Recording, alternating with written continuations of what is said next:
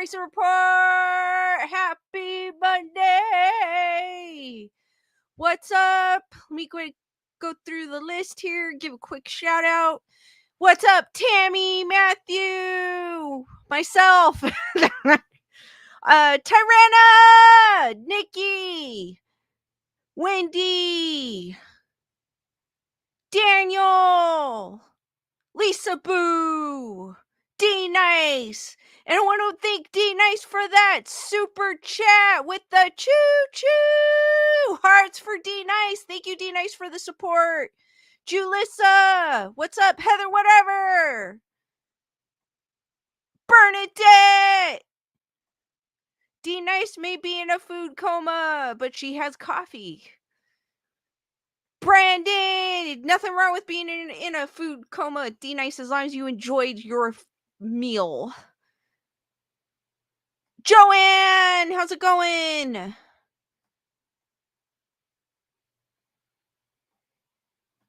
As I get through the list, sorry, I don't want to miss anybody. So how's everyone's Monday going? Did anyone have an uneventful Monday, hopefully? Because I know Mondays suck sometimes.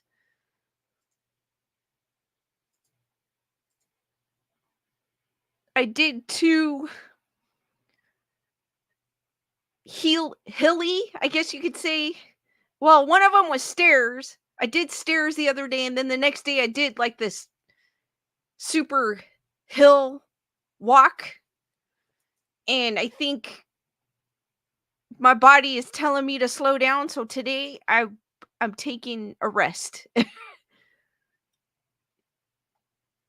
I'm gonna wait a few more minutes for people to trickle in. And as always, Skeleton Duck is in the background.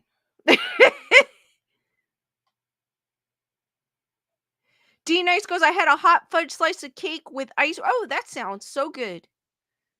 Matthew is doing good, but still have the car problems. Hopefully you can get that squared away, Matthew. Julissa goes, it was great, feeling better, did some weeding in the front yard and enjoyed the sunshine, good rest. Awesome, Julissa, that's good to hear. Carol, how's it going? We had some crazy weather. I guess it was, it rained a bit, and I guess there was thunder and hail in some part of town here, but I didn't see any hail, so it must have been on the other side of town. Mother Earth is being bipolar today. Or suffering from menopause. Or perimenopause, whatever which one you want to go.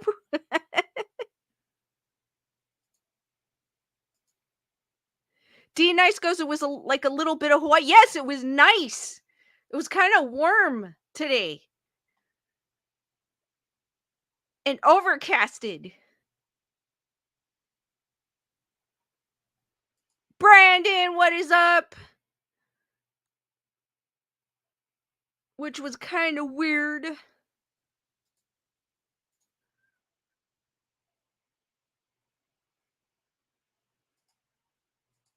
Kind of decided to stay in today. I know, Julissa, Mother Nature is like going crazy. Here in California, at least. She can't make up her mind. And I'm guessing we're supposed to allegedly have rain again this weekend, so I'm not sure. Which is crazy. But I welcome the rain. We do need it, so I don't mind it. Just as long as I'm not driving in it. I don't like, the only thing is I don't like driving in the rain because people drive crazy here and they don't know how to drive in the rain here, so they drive exactly the same in California, or Southern California, I should say, as they do when the roads are dry.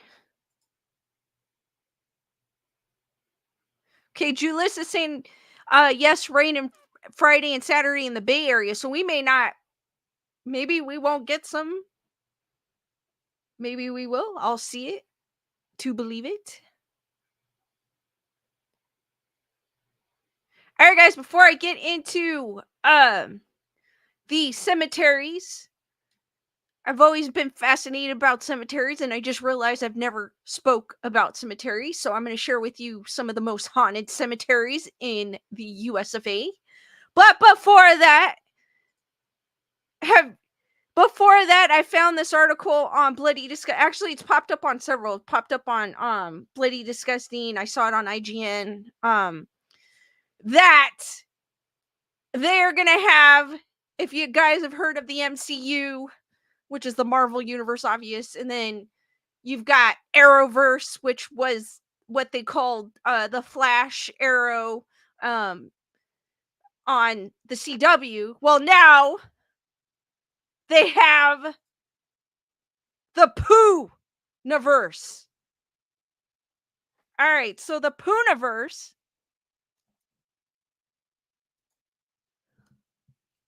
See if I can get it. And I couldn't believe it when I saw Poohniverse. Yes, you're reading right. It does say Poohniverse. And this one is from Bloody Disgusting. It goes, the Poohniverse Winnie the Pooh teams twisted childhood universe building to mash up horror movies. So you know how Bernadette and I was talking about Olaf and his killer carrot? Which could be part of this Poohniverse. But, dude, if they come out with a poster of this, I'll so take it. Because that does look like a cool poster. So, anyways, it goes Winnie the Pooh, Blood and Honey 2. And if you guys want to see Winnie the Pooh, Blood and Honey, Part 1, I think it's on Hulu. I'm not sure which one I saw it on, but if you guys want to check it out, I don't recommend it. It's the one movie I don't mind saying sucks because it does. But I guess apparently people out there like it. And I'm probably going to make it go viral because I keep talking about how sucky it is. But it's great concept. I have no problem saying it's an awesome concept. Like, it starts off awesome. Effing awesome. But then it just goes downhill after that. So it goes, hits theaters March 26, 27, 28. So I guess it's only in theaters for 3 days. Apparently Winnie the Pooh Blood and Honey Electric Boogaloo has a bigger budget. So the costumes do look a little better because I did see some previews. And Tigger does make an appearance in this one. Because he's now open domain, so he was able to make an appearance in this one. He was not able to make an appearance in the first one. From Fathom Events, a sequel to last year's viral hit. I don't see how it's a viral hit, but apparently I've been reading that it was, or is, that ended up making nearly $5 million at the box office. But mind you, it was a low budget film. ITN Studios and Jagged Edge Productions are all in on their twisted childhood universe. All right, so they're coining this twisted childhood universe the Poohniverse. But what's the end game? As it turns out, they're planning an Avenger-style mashup. For starters, the growing twisted childhood universe will feature previously announced standalone films Bambi, The Reckoning, Peter Pan's Neverland Nightmare, and Pinocchio Unstrung. I kind of like those. I don't know. I like those names. I don't know about you guys. And introduce new characters such as Sleeping Beauty, the Mad Hatter, and Rabbit from Winnie the Pooh, Blood and Honey. I don't really think, if I'm not mistaken, I don't really think they had Rabbit in the first one. All of these characters will come together in the Poohniverse.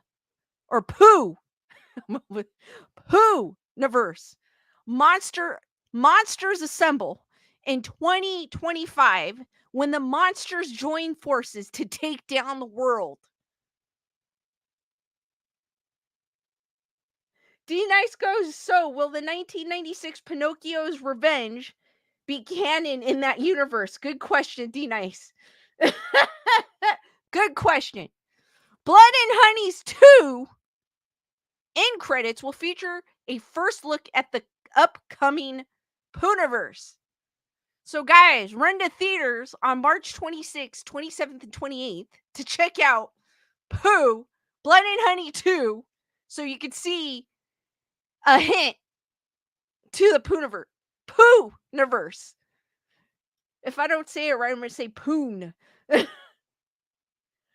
Joanne is asking, am I going to see it? To be honest with you, I do not know.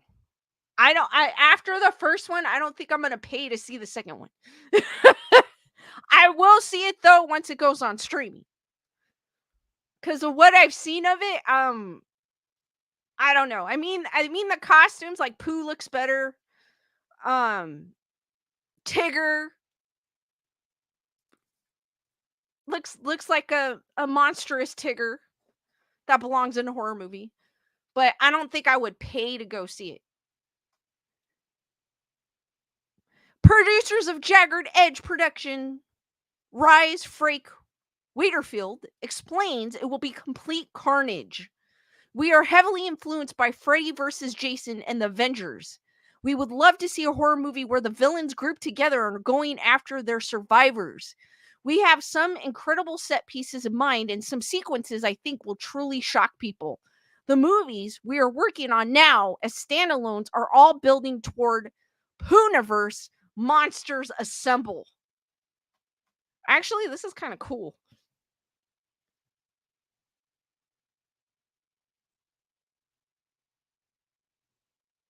Matthew goes, I'd rather see Frozen Empire, which now I don't know if I will because of the car.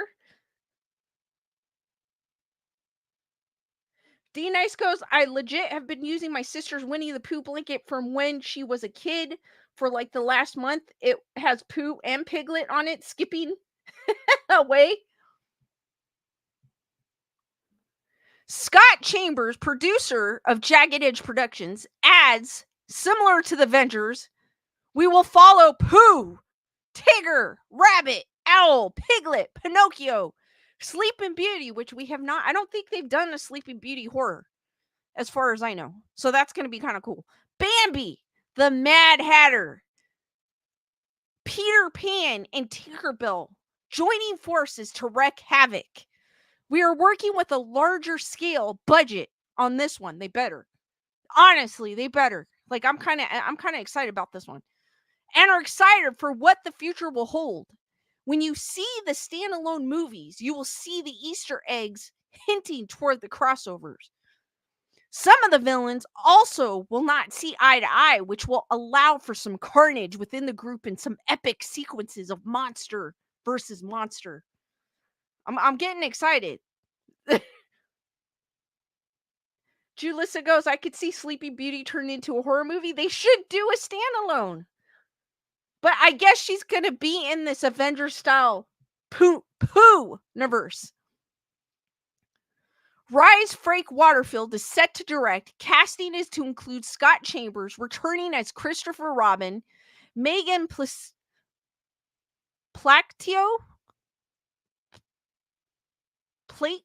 as Wendy Darlin. Sorry if I'm butchering the last name.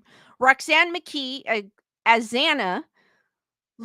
Louis Santur as Tigger. More casting announcements to come. Stuart Elson and Nicole Holland serve as executive producers. Pooniverse Monsters Assemble is a Jagged Edge production with ITN Studios and Premier Entertainment handling sales. If they have this poster, I want it.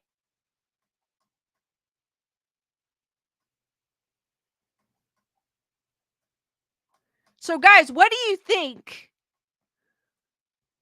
of the Pooh-niverse? I'm actually kind of excited about that. And literally, like I said, if they come out with this poster, I want it. It is a badass poster.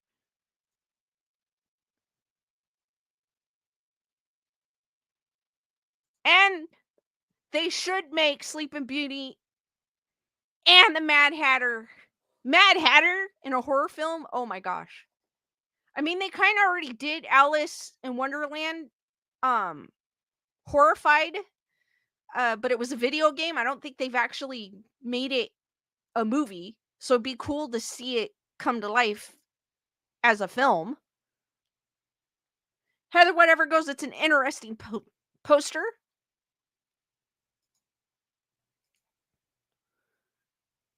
Tyrana is asking, have they done a Snow White one?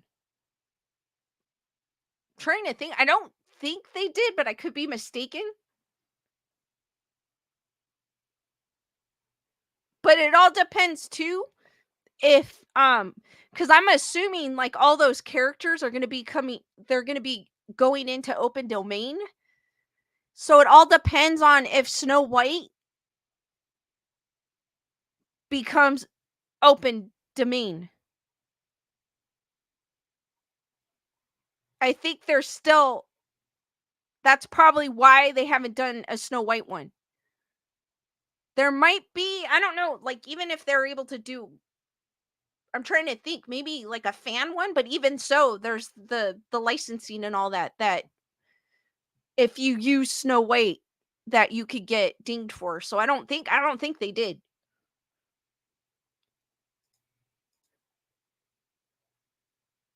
But this does sound interesting because when I first started when I first saw the headline, I was like, "Really? A Pooh universe? Come on." But it sounds like a cool idea where you're going to have all these horror, like all these beloved childhood characters gone horror and rogue and fighting against each other. That sounds cool.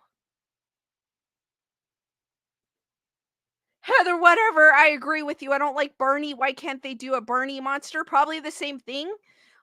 It's not an open domain yet. So I'm sure someone's already planning it once they go out on open domain, once they become free use. Like with Steamboat Willie.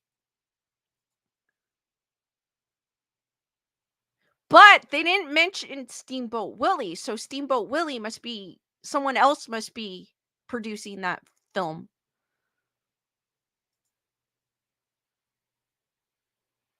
Heather, whatever goes true. PBS says no because I would love to see that purple dinosaur. Actually, forget that. I would love seeing people, um, not the purple dinosaur being the actual slasher, but I would like people hunting the purple dinosaur. That would be me. I hated that song. He'll be like, "I love you. Take that." You know what I mean? I would love to see that. Come on, how many of you would want to do that to the purple dinosaur? I know I would. That was so annoying.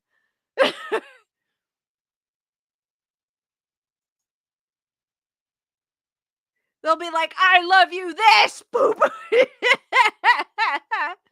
I know. Poor Barney. What did he do? He's innocent. But I'm sure, trust me, I'm sure there's a lot of people that would love to do that. Tyrana goes me.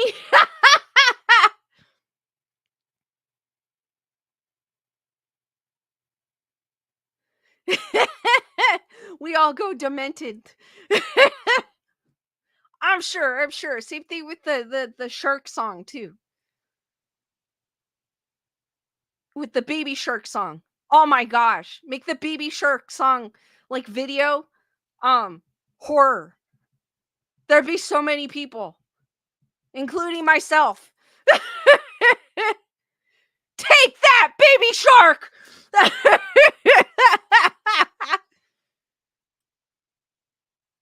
That's what you get for being stuck in our heads all these years.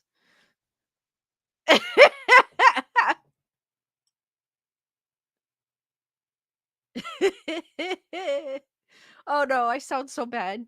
That's all right. It'd be like baby shark.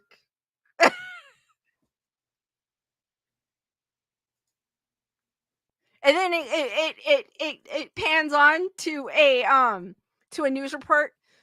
This is Channel 4. Unfortunately, we had to say goodbye to Baby Shark. We're not sure where that clip came from, but apparently it's floating around on the internet. Someone got tired of Baby Shark.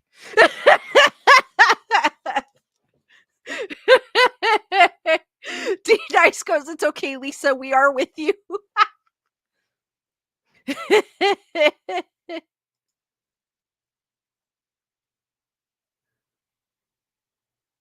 There's a visual for Baby Shark at the building it was created.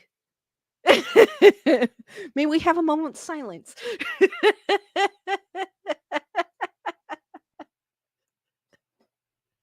All right, guys.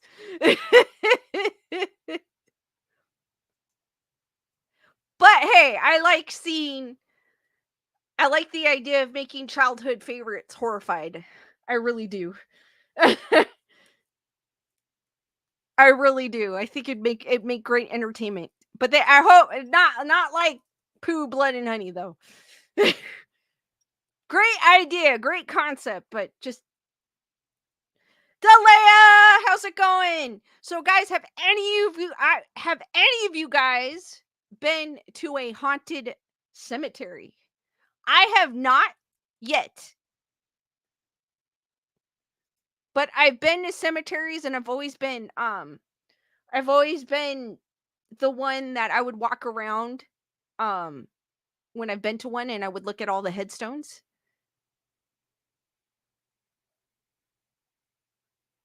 Joanne goes no, or just a cemetery in general, like an old cemetery.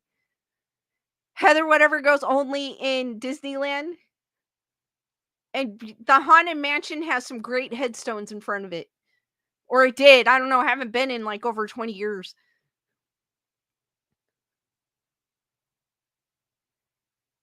Daniel goes, they said it was haunted, but I think the older kids were just trying to scare the crap out of us.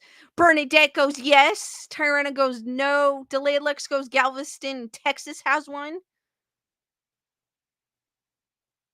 Julissa goes, I've never experienced anything scary at a cemetery, and I've been to many. Heather whatever goes, an old one in Gold Country. D Nice goes, cemeteries with the big headstones for sure are haunted.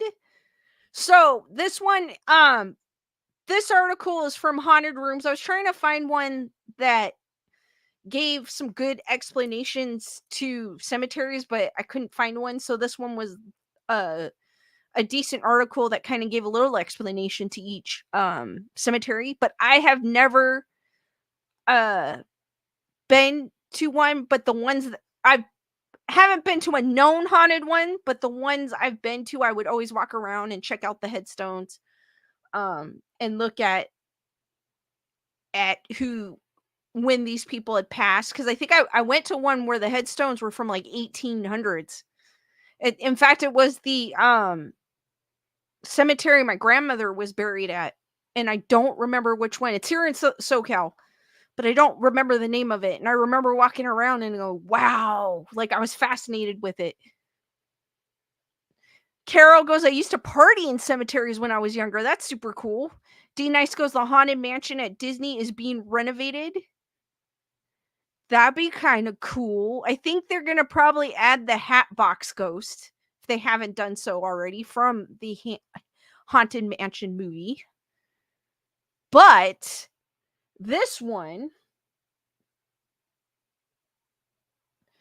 is from Haunted Rooms of America, and it is the 11 most haunted cemeteries in America.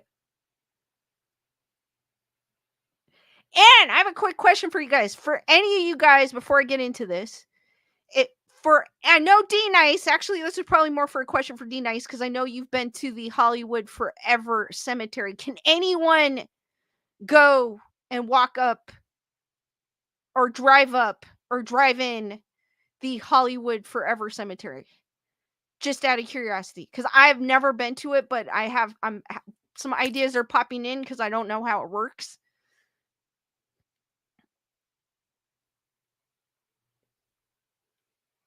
And I know D Nice has been there. Or for anyone that pops in that has been there.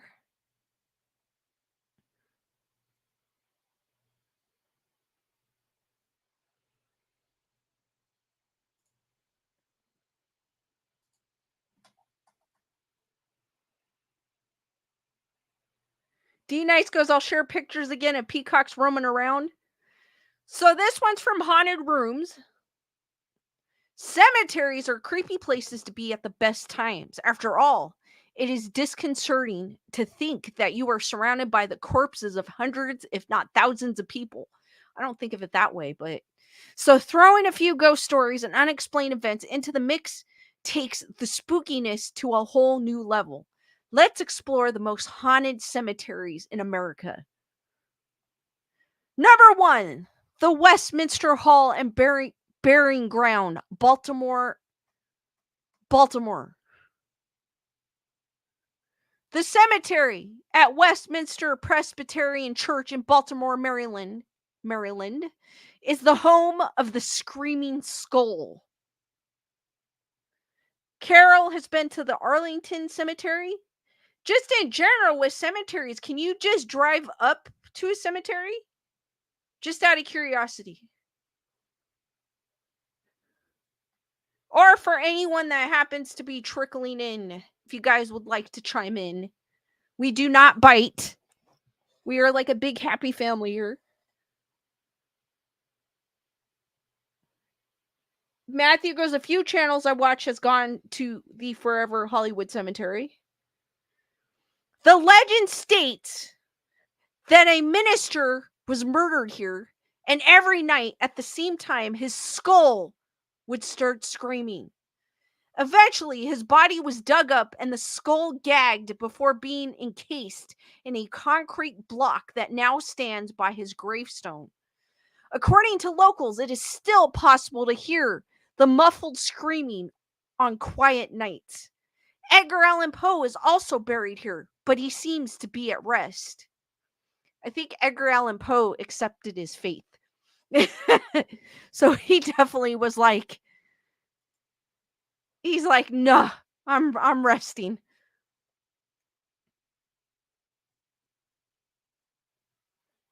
Number 2, Union Cemetery, Easton, Connecticut.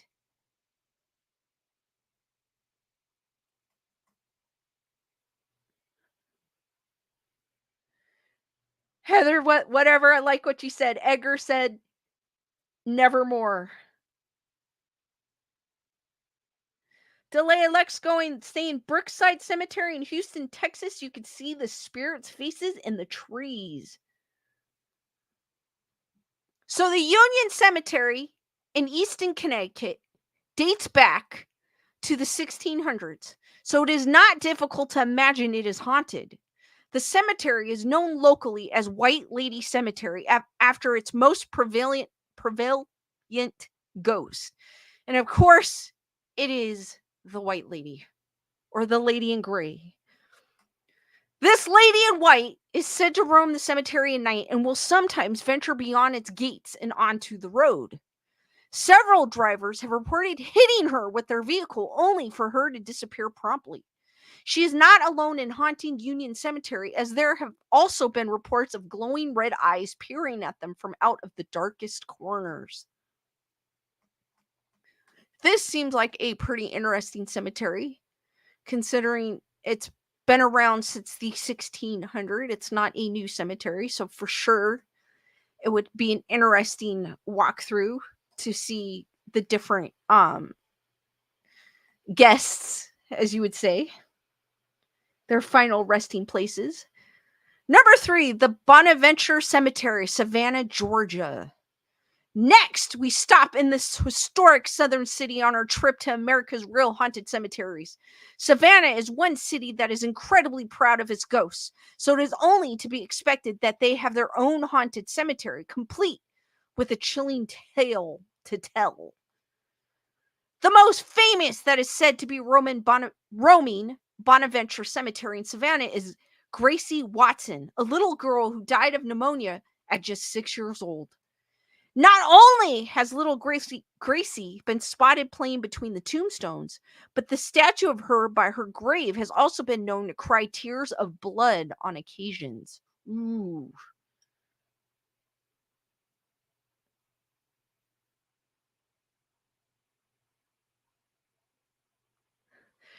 Number 4, Resurrection Cemetery, Justice, Illinois. I've actually heard of the cemetery. I think it popped up on my YouTube feed. Someone actually did like a drive-through. Resurrection Cemetery in Justice, Illinois is an incredibly creepy place to be. Even the name conjures up spooky ideas. The most famous haunting here relates to a spirit known as Resurrection Mary. Mary was a young girl killed in a hit and run accident sometime in the 1930s. Witnesses say that she can now be seen walking the same streets where she was killed, and that she sometimes hitches a ride back to the cemetery with young male drivers who are shocked when she vanishes from their car as they near the cemetery gates.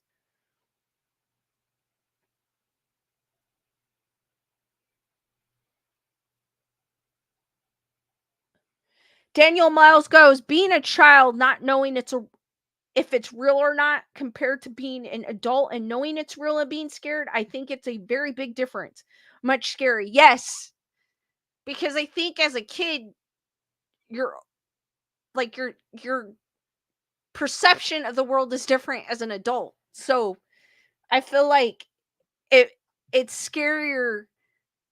I feel like it's scarier as an adult if you experience something than as a kid. I don't know. That's just me.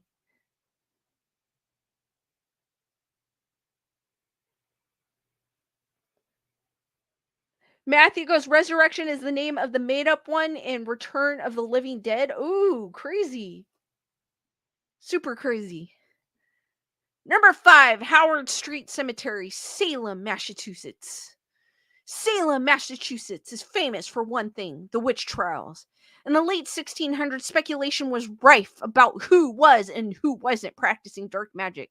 One of those accused was a wealthy farmer named Giles Corey.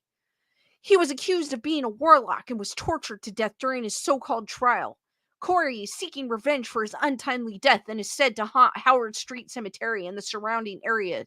I don't blame him. I would have done the same. I would do the same. What are you talking about? I don't blame him. He was tortured to death for being a warlock, and he was probably just a normal dude. I don't blame him for haunting. I would go to the cemetery and call for him and tell him that. I go, I don't blame you for haunting this place. I'd be pissed too. This would make perfect, because that's not fair. Like, people, of what I've read, that some, I mean, I think on one of my shows I read where they would drown people, and if you and they would tie like bricks or heavy chains to their ankles and toss them in the river, and if they floated they were a witch, and if they didn't they weren't. Well, obviously they're not going to float, and obviously they didn't float, and then they lost their lives. So how is that? How? I just, oh, I feel sorry for all the lost lives, for lives that were lost during that time. It was sad because you couldn't, it was basically, if you did something or if you believed in something different from what everyone else was, it was like, "Oh my god, you're a witch." And come on.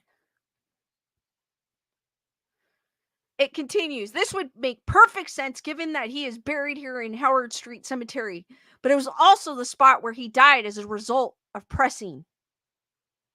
He is believed to specifically target sheriff's officers, perhaps as they are the closest thing to the witch finders we have today. Corey's ghost has also come to be a harbinger of tragedy. Whenever his ghost is seen around town, it's usually directly before something tragic occurs.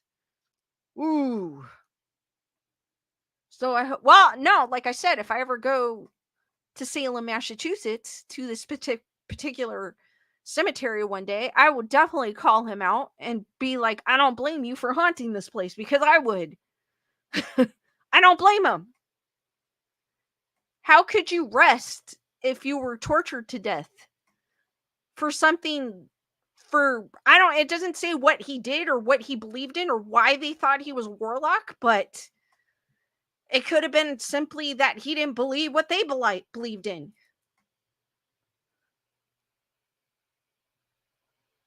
Exactly, Matthew. A girl just solved a math problem. She's a witch. Julissa goes, they were so evil to do that to women. That's why it's weird to hear that they actually accused a guy of of being a warlock, because most of the stories that I've read were women. So it was evil to do that to women, but this gentleman also became a victim of witchcraft, of them thinking not witchcraft, of them thinking he was a warlock or doing witchcraft or was a witch. Warlock being the male version of a witch.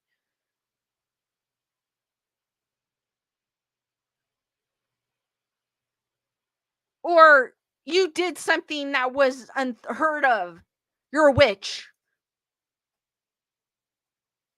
That's the one, if I ever go back in time, I would never want to go back to during that time period, because obviously if we had the technology to go back in time, that's the first thing they're going to say. You're a witch! What clothing art thou wearing? You know what I mean? They'll be going crazy on it. I would never want to go back. Julissa goes, they just had a personal vendetta against him. Yes. But unfortunately, it doesn't give me a full story on him. So I don't know exactly what or why or how this came about upon him. Which is, it's sad. But it is the past. So there's nothing we can do about it. It was just the way things are. And I thank God, thank goodness that we no longer have that, and we're able to uh believe, create, um and be able to believe what we want to believe in, and be able to, I mean, there's still some stigmatism with some belief systems, but which I don't blame the stigmatism for on some of them, but we're able to like create and be able to do things without someone thinking we're a witch. What's up, Gene Rick? How's it going? Heather, whatever goes, they didn't understand freedom. I mean, they had freedom back then. Uh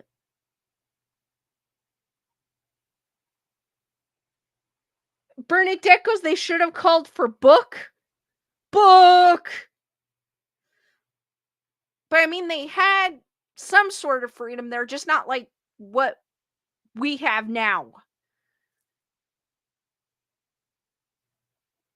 Like, especially with the freedom of religion, like being able to believe in something other than what the majority believes in, or being able to create things without them thinking we're performing witchcraft or whatever it may be.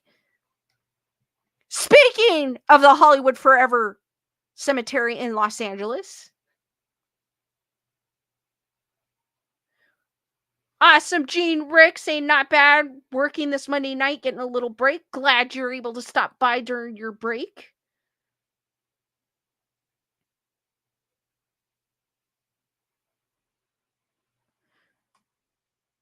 So Hollywood Forever Cemetery in Los Angeles is I've driven by this cemetery, but I've never actually been in it. In Los Angeles is registered on the National Register of Historic Places. Plenty of deceased stars call the place their final resting place, and he's even shares a wall with Paramount Studios. Among the famous faces that are still roaming around is Rudolph Valentino. His ghost has been seen wandering around the area looking every bit as handsome as he did before his unexpected can't talk today. Death in 1926. Every year, a mysterious lady in black visits his grave on the anniversary of his death. It is said that she still visits now, albeit in spirit form. Other Hollywood stars buried here who are not yet ready to leave the spotlight include Clifton Webb, who starred in the Mr. Belvedere films and has been seen frequently wandering around this scary graveyard. Also, isn't Chris Cornell from buried there as well, if I'm not mistaken? D Nice is like, you need to go, especially for the Halloween events, movie showings.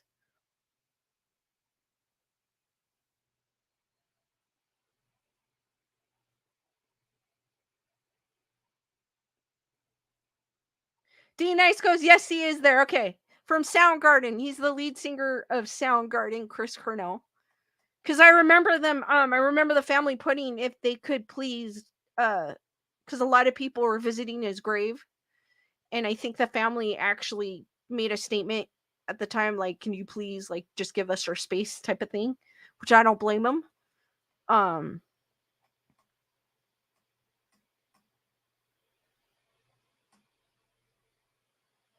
Number 7, Silver Cliff Cemetery, Silver, I cannot talk today. What is wrong with me? Silver Cliff, Colorado. Another one of the most haunted graveyards in the country is said to be Silver Cliff Cemetery. Try to say that a gazillion times over and over again in Colorado. However, it is not a ghostly apparition that this place is famous for, but rather the Silver Cliff lights. Whew.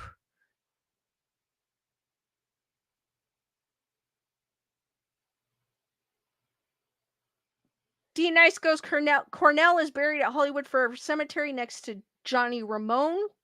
Super cool. These ghost lights look like blue lantern lights or bright white spheres. They appear over the cemetery gates at night and then float through the burial grounds, bouncing off the tombstones. There has never been any cause for the lights established, and most locals agree that they are paranormal. The cemetery is still in use today and is owned and operated by the town.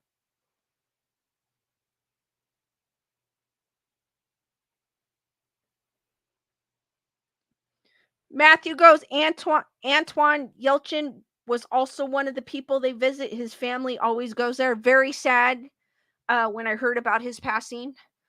He was so young, and it was just like a freak accident.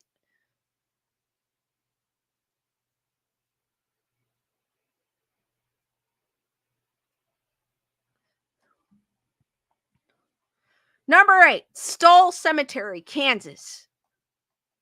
Stoll Cemetery in Kansas is considered by many to serve as one of the gates to hell. There have been ghost stories linked to this place for hundreds of years.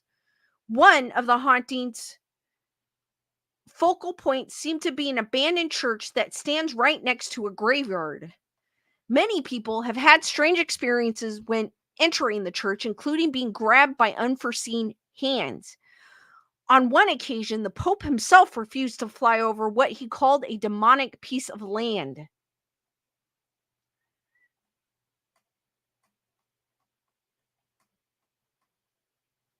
Local legends local legend suggests that this has always been an evil place and that the church was constructed to cover the gateway.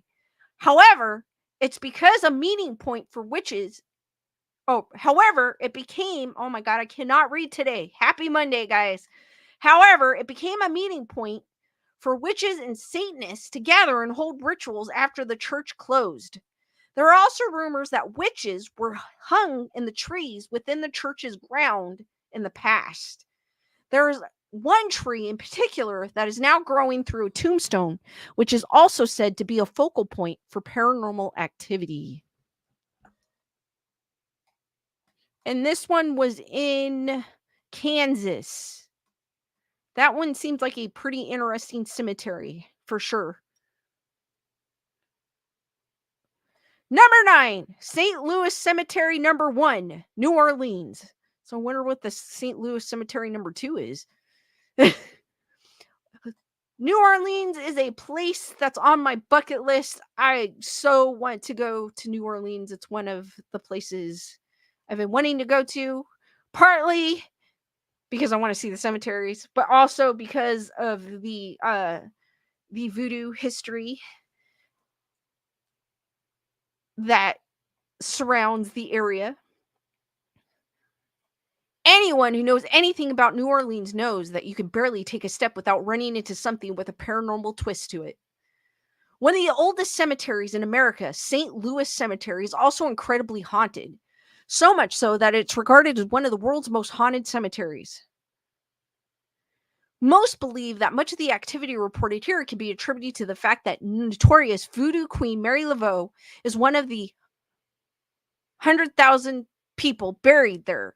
With thousands of tourists flocking to the graveyard each year, it is undoubtedly one of the most famous haunted cemeteries on the list. And that's the reason, too, I want to go there, because of voodoo queen Mary Laveau, or Laveau. Regarded by many as the most haunted place in New Orleans, hundreds of people visit her grave each year to ask for a wish to be granted. Ooh.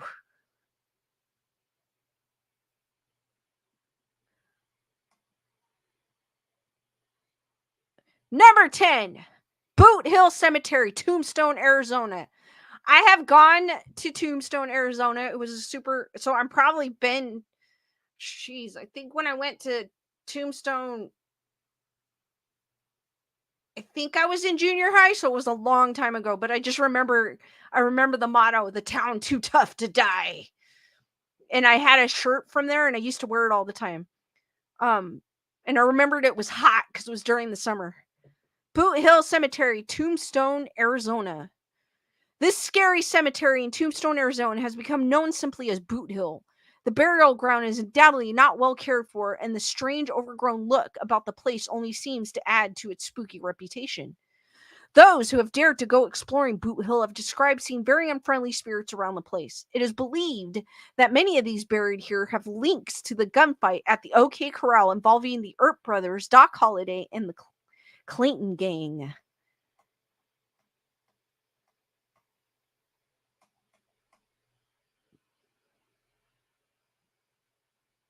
Gunner Girl, what's up?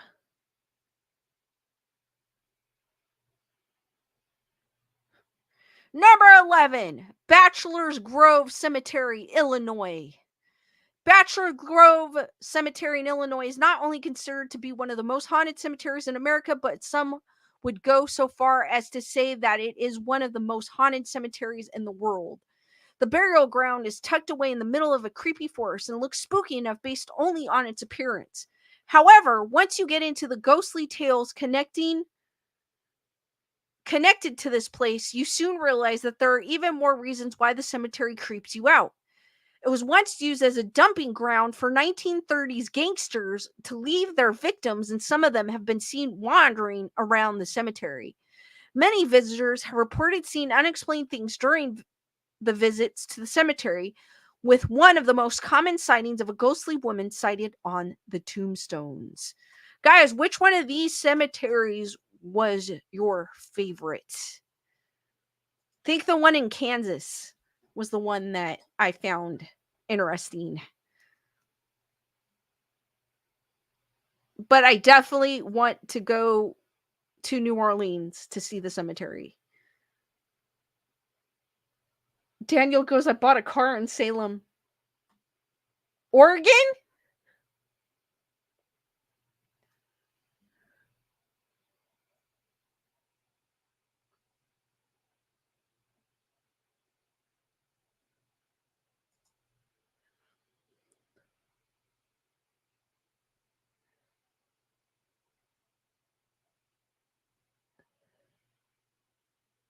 I like the New Orleans one. I like the one in Kansas.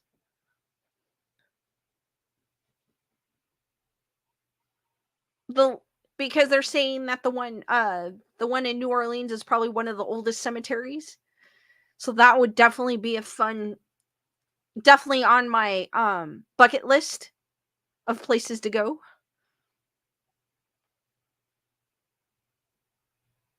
Definitely.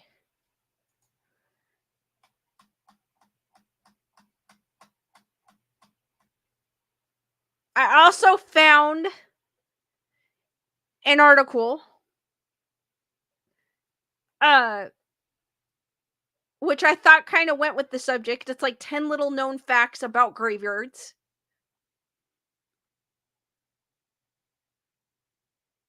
Julissa goes, that is very cool, and I like how they bury the them above the ground in New Orleans.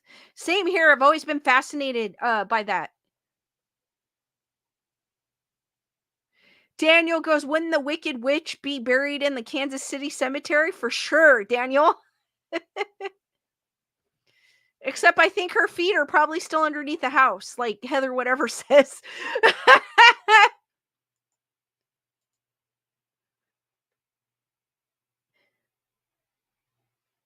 They'll be like, here lies the Wicked Witch of the West. Unfortunately, all that was left were her socks and her shoes.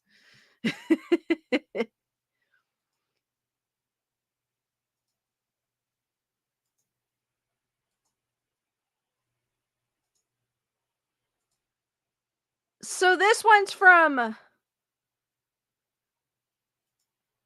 Livability, and they're trying to sell shoes. And this one is 10 little known facts about graveyards,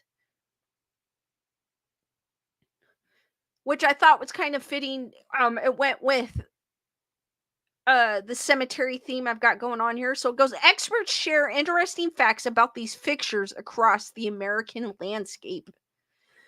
Many a spooky Halloween tale and movie is set in a graveyard, yet cemeteries also are a fixture of the American landscape, providing glimpses of our past and reveal history about how our forebears lived and died.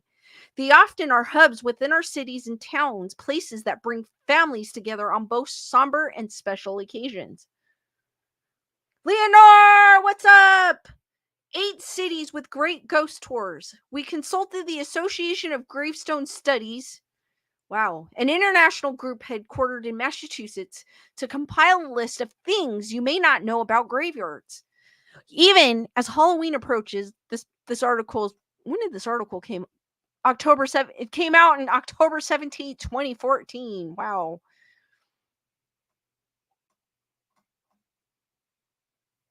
Even as Halloween approaches, don't be afraid to visit your local cemetery and keep a watchful eye for symbols, designs, and other features that can be found in many American cemeteries. People have some wild ideas of what things mean, says Bob Drinkwater of the AGS. Number 1, saying on gravestones are called epitaphs, which I knew. Epitaphs in colonial America often administered warnings about the certainty of death, or even gave hints of the person who may have caused the death. As attitudes toward death changed, epitaphs changed to convey hope and or grief, and some are even humorous. I told you I was sick. Oh my god, did someone actually put that on a gravestone? That's hilarious. If someone actually did. Oh, I remember I was going through tombstones, and it had an epitaph, and I forgot what it said, but it was hilarious. It made me smile. So note to self, when I pass away, I'm going to have this cool epitaph if I am buried. Number 2, wow gravestones represent an association. If you see the word wow, W-O-W, on a gravestone, you have found the burial place of a former member of the Woodmen of the World, an American fraternal insurance company that was said to have given Windows $100 and a free gravestone if the company logo was put on the stone. The wow emblem is a sawed-off tree trunk, often, or stump, often with a mallet or beetle, an axe, and a wedge. So, you're going to know those gravestones took in the windows for $100 and a free gravestone if they have the wow emblem on them, etched on them. I did not know. I've never seen a wow on a gravestone, but I've never actively been looking at gravestones as of yet.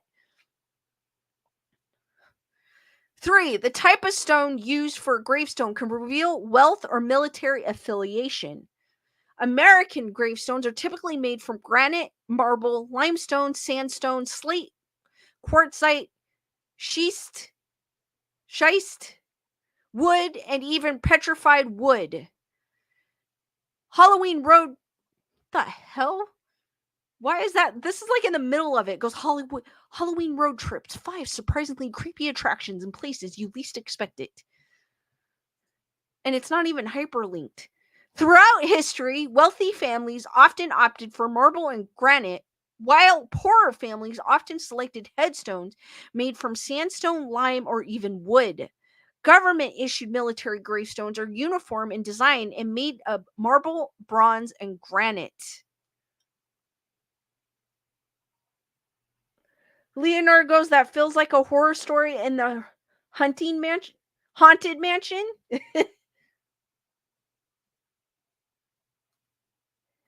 Heather Whatever goes, interesting early advertising as to talking about the wow emblem on the gravestones, but true, but how many people would see it? I mean, I guess there's people that just go randomly to gravestone cemeteries to visit and check them out. I know there's people that clean gravestones. Number 4, many gravestones face east.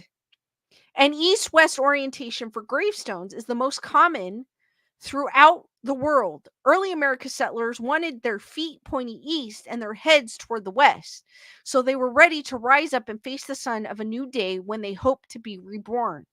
When the rural cemetery movement became popular in the 1830s, graveyards were constructed with the winding roads, hilly terrain, and stones facing different directions. That I had no idea.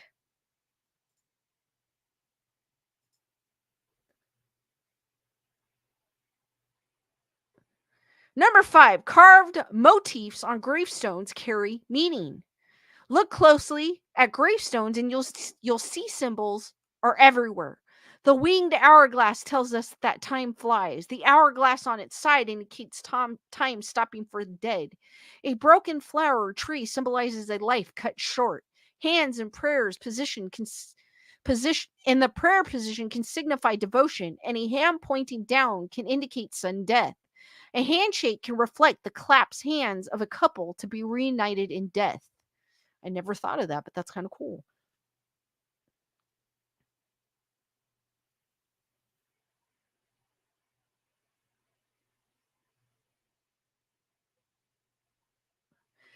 D Nice goes, this is why my bed has my feet facing north, east, and west is mostly associated with burials.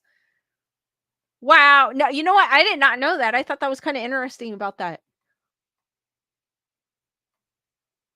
I think mine's facing north and south.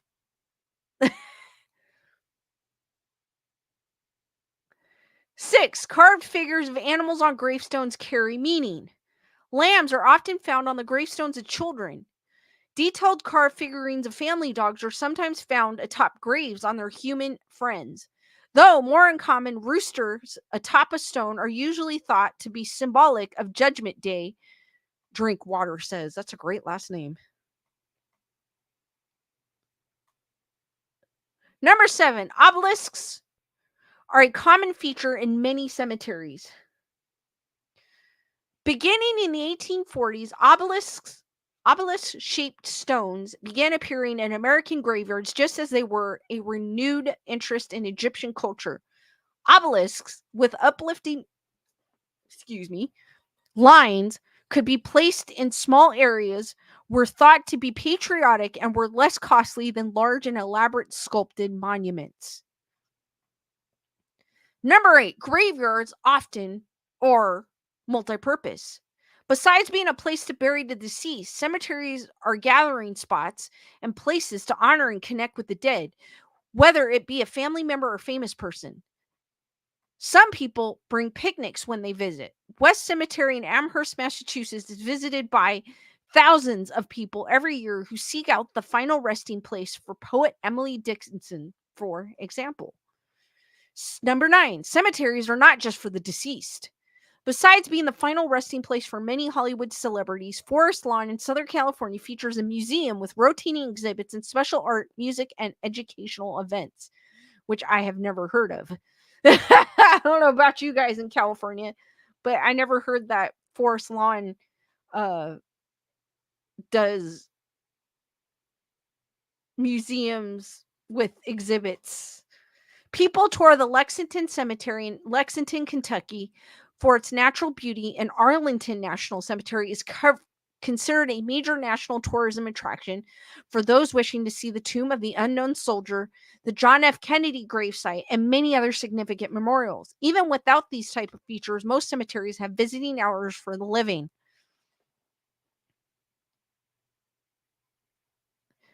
Number 10, prepare to take photos, not charcoal rubbings. Most cemeteries today discourage visitors from creating paper and charcoal rubbings of gravestones. Due to age and acid rain, many stones have eroded, and gravestones today are handled with kid gloves to preserve their information. Visitors are encouraged to take all the photos they want, but to resist handling gravestones, especially older ones. The National Park Service offers training to preserve these relics of the past. I wouldn't touch them anyways. I don't know, that there's just something about, I wouldn't want to touch their gravestone. I feel like that's like disrespecting them. D Nice is like, girl, what? Never mind. I spent too much time in cemeteries in my younger years. The one thing that got me out of that article was the forest lawn thing. I had no idea they had rotating museums with different exhibits for the living. But then I've never actually been to a forest lawn. I've driven by them. Because there's one, if you're familiar with SoCal, there's one off the 10 freeway. I believe that's Forest Lawn, if I'm not mistaken.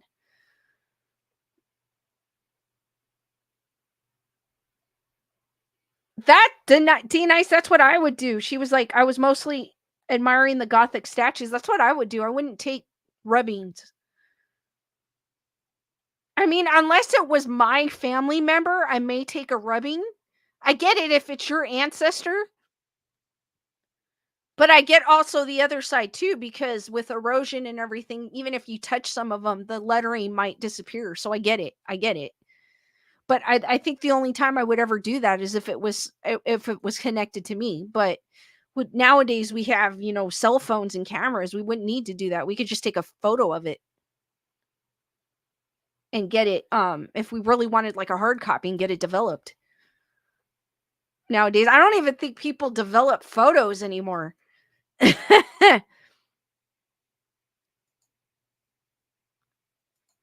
It's not like when I was growing up. It's all digitized. D Nice goes, yes, that's where my grandmother is. The 20th will be her 10th death anniversary. D Nice, don't you have a birthday coming up too as well? So happy early birthday, D Nice.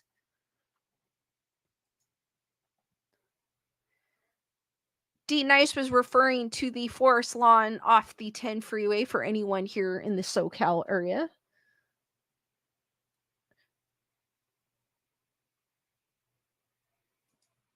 Because I have this thing, I don't know where it came from, but I have this thing where um if I drive by a cemetery, I could be like, you guys could say hello, but no hitchhikers. I do not know where that came from, but every time I drive by a cemetery, that is exactly what I say.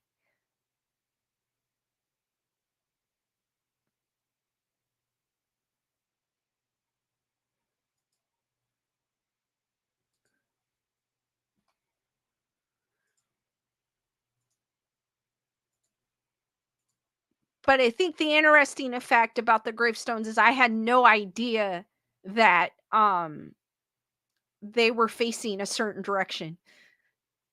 No idea.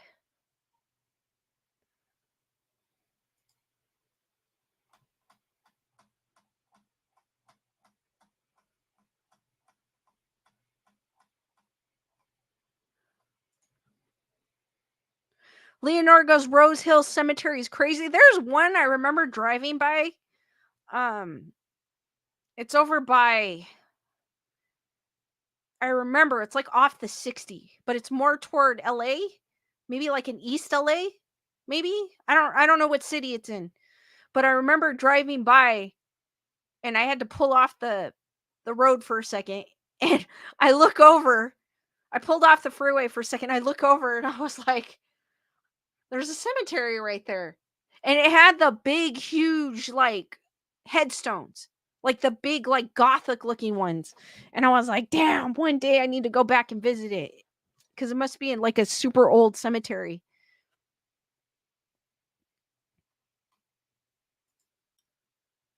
There's also a cemetery by the Clown Motel in Nevada as well.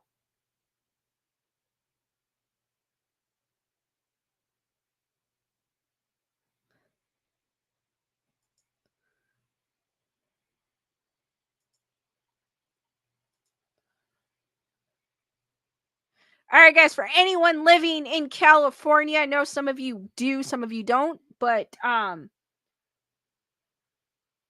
for those of you in the chat that live in California, I found 10 haunted cemeteries in California.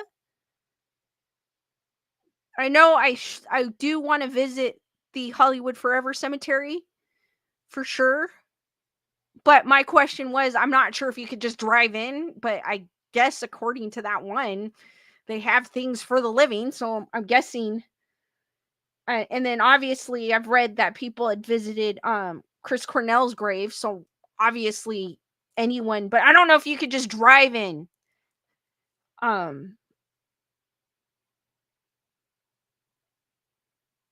but I wouldn't think that you couldn't. So this one's from Cal Explornia. So this is the top 10 haunted cemeteries in California. Being from SoCal, I thought that this is probably the entire state of California. I thought it'd be interesting to see what haunted cemeteries are near me, possibly, or near some of y'all, because I know some of y'all are living in Northern California.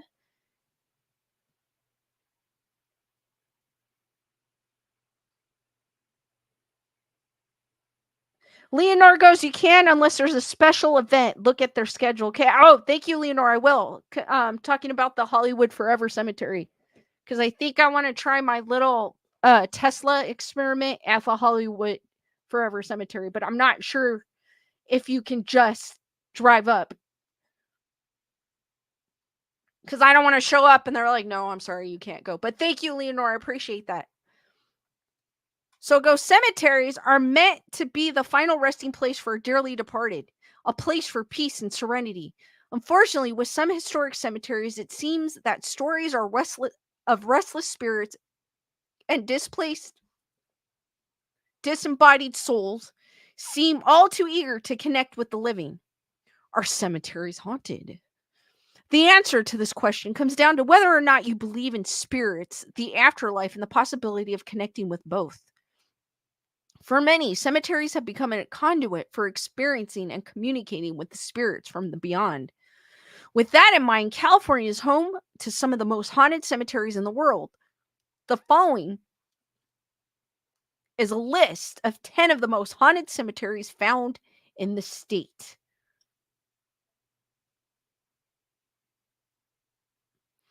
Number 1, Rose Hill Cemetery, Black Diamond Mines, Antioch.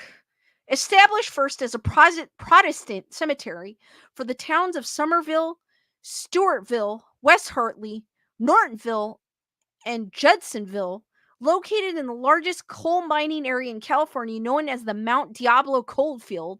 This area later became known as the Black Diamond Mines.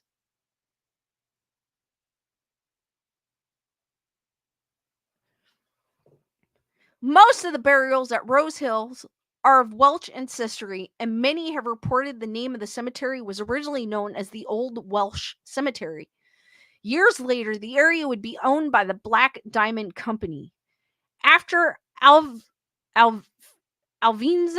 Hayward, owner and president of the Black Diamond Company, passed away, he bequeathed the entire fortune to his only daughter, Emma Rose.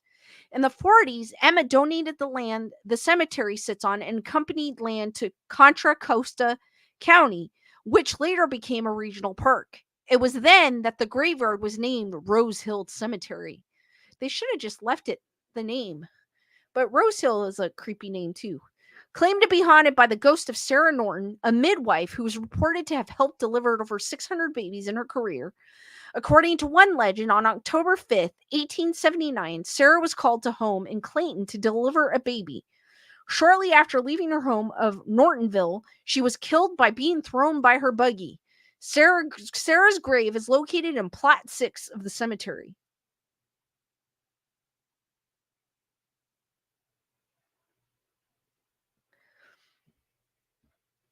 Sarah is just one of the hundreds of burials in the cemetery, each with a story to tell. Over the years, visitors have claimed to hear voices, laughing, crying, strange noises such as bells ringing, and even see lights up on the hillside.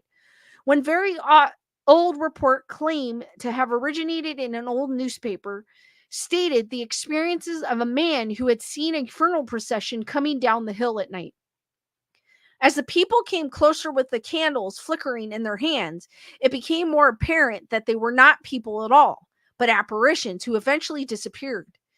Whether or not some of these stories are true, the local urban legends of the ghosts roaming the grounds of the White Witch of Rose Hill Cemetery has been circulating for many years. Many speculate that the female apparition is the ghost of Sarah Norton, although it could very well be any one of the people buried and forgotten on that little cemetery on the hill.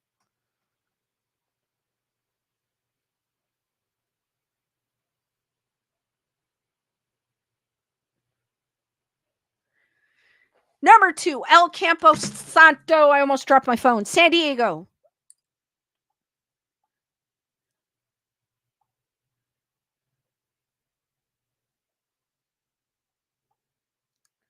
Hold on, guys. Just checking. All right.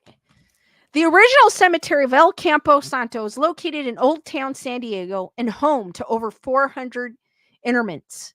Now significantly smaller than it once was, the cemetery grounds used to include the Adobe Chapel on Conde Street. It is said that around 1874, with the expansion of San Diego, some of the dead in El Campo Santo were dug up and moved to other cemeteries, while many others were left while the city built on top and around the area. What? I guess it was it common in that time just to dig up the dead and move them? I don't know. There's something about digging up the dead and moving them. I just feel like that's something I would not do. I would feel I would feel like I'm disrespecting the dead and it's and whoever that person's final resting place was. By 1894, the cemetery was literally divided as the New City Railway streetcar system ran straight through it. Sightings of a Hispanic man is quite frequent, and many believed he is the ghost of notorious criminal Antonio Guerra, who was executed by a firing squad next to where he was buried. Ooh. The most famous of all ghosts said to haunt these grounds is the spirit of Yankee Jim Robinson, the infamous horse thief. Robinson was hanged on the gallows that once stood where the Whaley House was constructed just down the street of the cemetery. I had no idea they had gallows where the Whaley House was constructed. And I've read about the Whaley House. It never mentioned gallows. Visitors and business owners have reported that car alarms suddenly go off by themselves. Lights tend to flicker unexplainably, and cigarettes are said to be put out mysteriously when people choose to smoke on the cemetery grounds. Many wonder that when the town decided to build on top of the cemetery, that many restless spirits of those so grossly neglected and forgotten have become active because of the disrespecting of their sacred space. Exactly. That's why I would never move a body. That just seems wrong. Whatever the case, El Campo Santo remains a very haunted piece of San Diego history. And I agree with this author and the statement that many restless spirits of those grossly neglected and forgotten have become active because of the disrespecting of their sacred space. I don't blame them.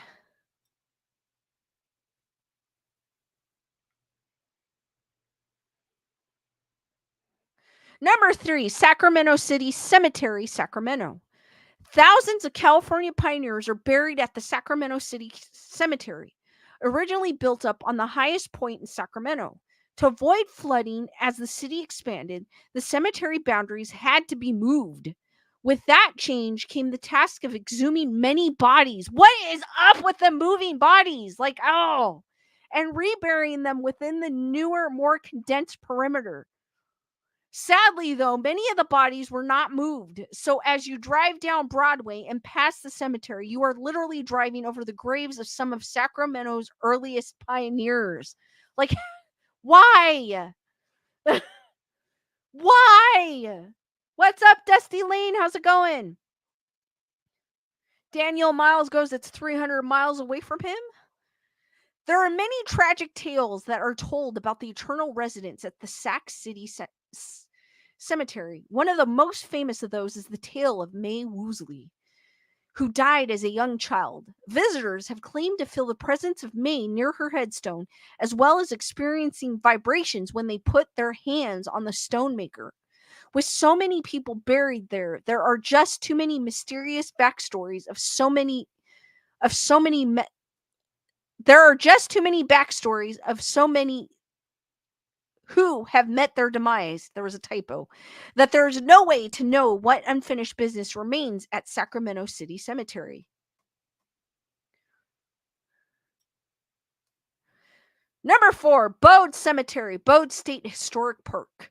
There are many ghost tales within the last true ghost town on the west, including the superstitious curse that if you take anything from Bode, you will be struck with bad luck.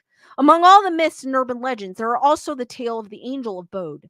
According to many visitors who walk the cemetery, there have been several reports of visitors having caught their young children giggling and playing in the cemetery with an unseen being. The tale behind the ghost story is actually based on a true and tragic event. On April 5th of 18 um on April on April 5th, 1897, little blue-eyed Evelyn Myers was accidentally struck in the head with a pickaxe after getting too close to a worker without the man taking notice. On his backswing, he accidentally struck her in the head, causing her death. Her family buried her in the cemetery, and there sits an Italian marble monument of little Evelyn, the Angel of Bode. Aw, that's a sad story. That is a very sad story.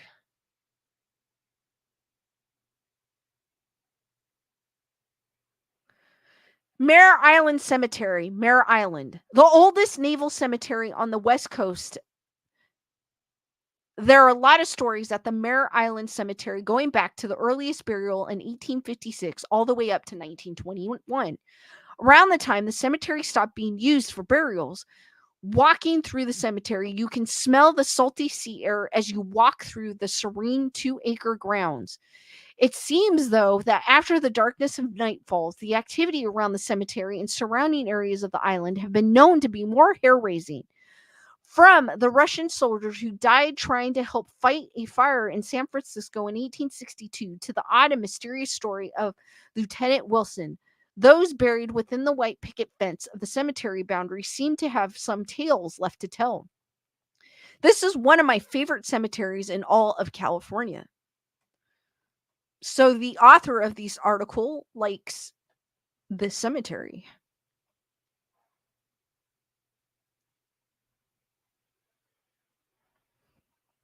Number 6, Agua Mansa Cemetery, Colton. Settled in 1845, the town of Agua Mansa was one of the rowdiest and wild towns in Southern California. From the archives, there are news clippings of shootouts, murders, drunken orgies, and discovery of the body of Judge Campbell, who apparently was torn limb from limb. Oh my goodness, that's not, I'd hate to go like that. There was all sort of depraved and horrific incidences going on there from its very beginnings. With so much happening to the living in Aquamansa, it's easy to see why the dead are still so active today. In 1862, the entire town washed away during a flood. Now, only the cemetery remains as the lasting remnant of a forgotten ghost town. With endless stories of drivers seeing a headless man wandering the roadside, appearing to be walking next to his dog, to a phantom woman who walks the cemetery at night, who has even caused a car or two to stall after sightings. There are plenty of tales to go around. Heather, whatever goes, my grandma lived in Colton. Leonore! Thank you for that super chat. Hearts for Leonore. Thank you for the support, Leonore. I really appreciate that. You are awesome. You made my day.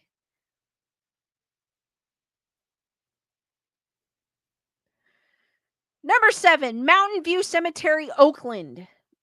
Many of California's earliest prominent and powerful people are buried in Mountain View Cemetery in the Oakland Hills, with its share of historical interments. There have been a few odd occurrences that have taken place at this cemetery. A local resident named RJ claimed that on one of his many visits, he experienced something he could never explain. One day, while driving up the hill near the Crooker Creek crypt, he heard the faint sounds of someone singing verses from the old folk song John Jacob Jingleheimer Schmidt. When he kept hearing "That's my name too," he finally stopped the car and got out to see who it was. He ascertained that there was no one else anywhere remotely nearby, and he just couldn't figure out who or what was making that sound. That was when he looked down the hill a few feet from his parked car and noticed the monument of John J. Valentine, former president of Wells Fargo. He was convinced it was some sort of paranormal experience, especially since there was no one else in the area when it happened.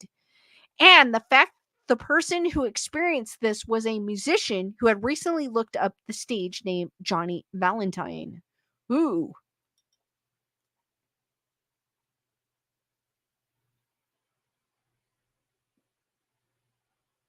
Leonore with the dun dun dun!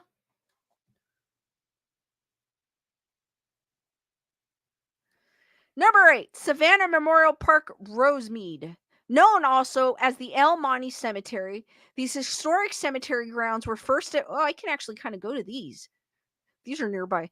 These historic cemetery grounds were first discovered by Henry Dalton around 1846. Okay, I definitely want to check this one out.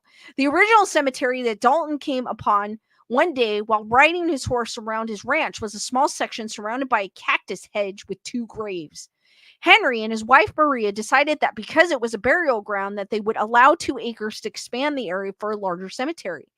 It is the eternal resting place of some of Southern California's earliest pioneers and many military veterans.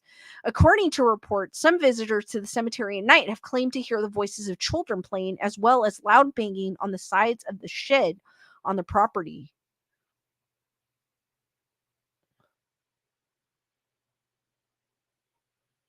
Number 9, Adele Adele Ida Cemetery, Paso Robles. I am probably butchering it. Again, I apologize in advance. Once a settlement of Mennonites east of Paso Robles, all that is left of the town of Adelaida today is that of the cemetery and the old schoolhouse. According to local folklore, there's presence in the cemetery that have been frequently photographed just lurking toward the shadows. One website claims it to be a dark entity, while others say it is the ghost of Charlotte Sitton, the young wife of Frank Sitton, who died December 2nd, 1890. Legend claims that she was so distraught by the recent loss of her young child that she committed as to end her suffering. There have been reports of the sounds of footsteps following visitors and even a white lady apparition who passes through the cemetery at night. Number 10, Mission San Juan Capistrano Cemetery, San Juan Capistrano. Just as the mission at San Juan Capistrano is famous for its early history and haunts, the Mission Cemetery also has its share of stories. A woman in white who floats across the ground has been seen since the early 19th century. Around the same time, the Great Stone Church collapsed in the earthquake of 1812. Many speculate that it is the soul of a young woman named Magdalena, who died in the earthquake. Legend has it that she has carried on a relationship with a young man, Teofilo, or Teofilo, despite her father's objection. She was in the church praying when the earthquake started. Teofilo saw the church violently shaking and ran inside to save his love, but the church completely collapsed and killed everyone, including the two young lovebirds. Aw, that's sad. I I I like hauntings about lovebirds, but I don't like hearing about it. It's kind of sad. People have claimed that a certain time of the year, the face of Magdalena can be seen in the reflection of the glass window of the remaining part of the church, holding a lit candle. There are other sightings of a faceless monk or a headless soldier roaming the grounds. Whether you are in the mission cemetery or the entire compound of the mission, there's a lot more activity going on in Capistrano besides the swallows.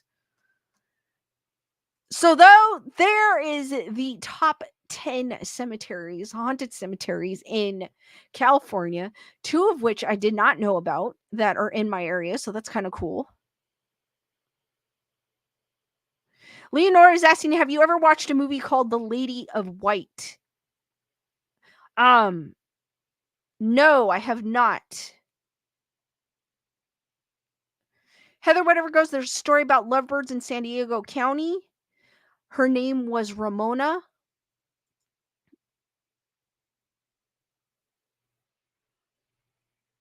And Leonora's also asking, have you ever seen the movie LX? No, I have not.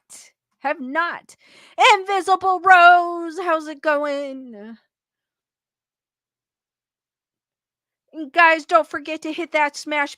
Don't forget to smash. I cannot talk today. Don't forget to smash that like button when you get a chance.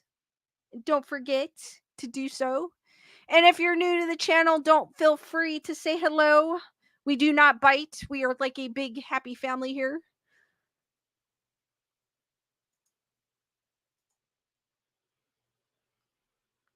Don't be afraid to say hi. Heather, whatever. I like what Heather, whatever says. Hulk smash the like button. Turn green.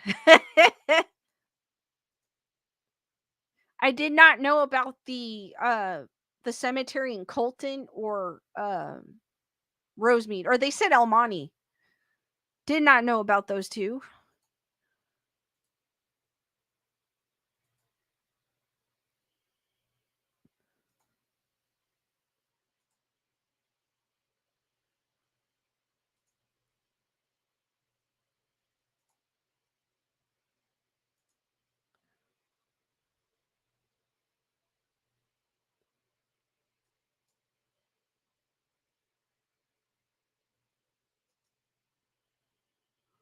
Hold on, guys. I'm trying to open up. Leonardo is like, you gotta go. I definitely do. I do. We are like family here, guys. So anyone listening in, we are like family. We are. I kind of enjoy the chat that we have. So if you guys out there, anyone new coming across this, feel lonely, feel free to come into the chat. We are like family. Don't be afraid to say hi. And I know I talk about spooky things, but I also want a place where people can come when they feel lonely and need someone to talk to. So guys, we do not bite.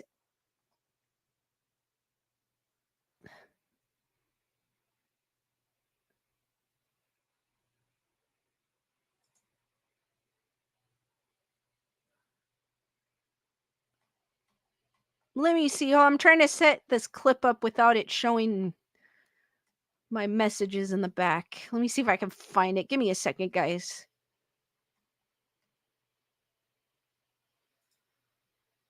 All right, I found it.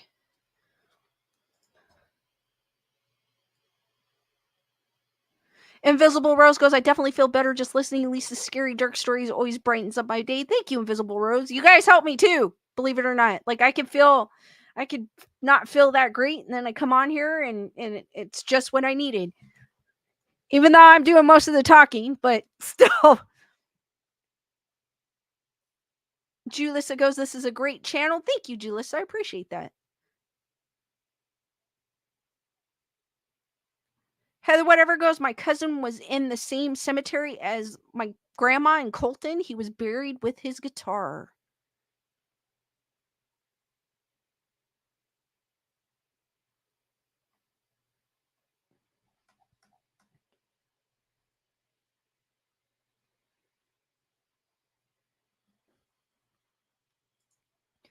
All right, guys.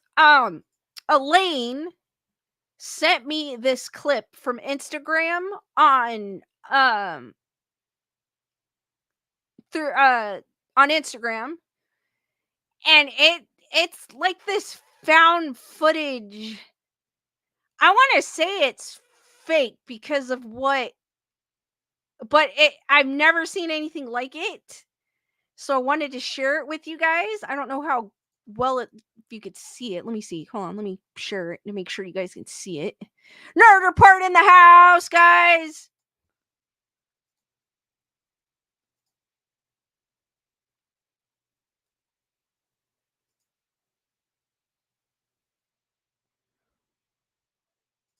So this is on um unfortunately, I don't think I can make it any bigger. It's the way Instagram is. Well, this is from Instagram and it's on Terror's Reels. Elaine had messaged me this clip. It's unexplainable. I want to say it's fake. It reminds me of like it reminds me of what is it? Blair Witch Project or some of those found footage movies. But like an amateur one. But I'm gonna share it to see what you guys think of it. I don't know if doing this would make it. No, I don't think that made it any better, but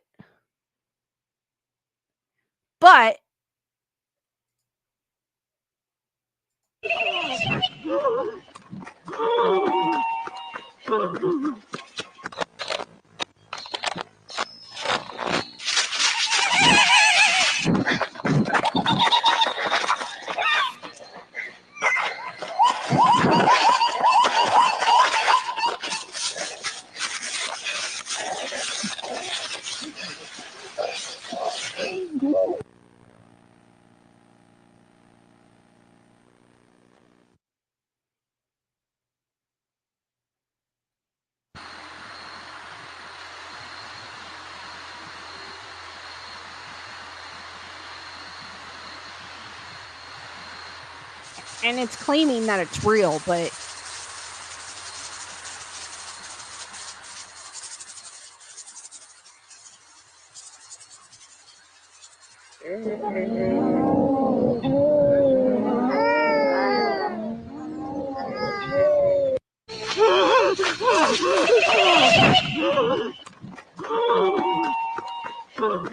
it's saying unknown footage from the early 2000s recovered by park rangers show a man being chased in forest but watch what happens.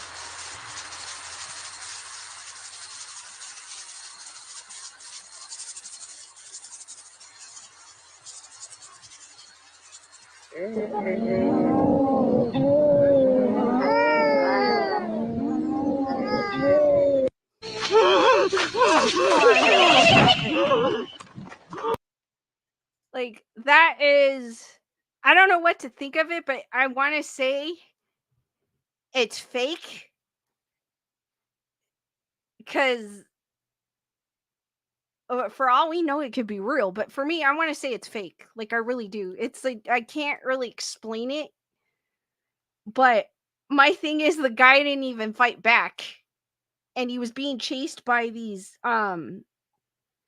he's being chased by these weird owl looking things. The only thing I'm saying owl is because that very last clip they're like hooting like an owl. So he's being chased by these weird owl looking things. Um, and he doesn't fight back or anything. And he kind of lets them take him. It looks like a guy.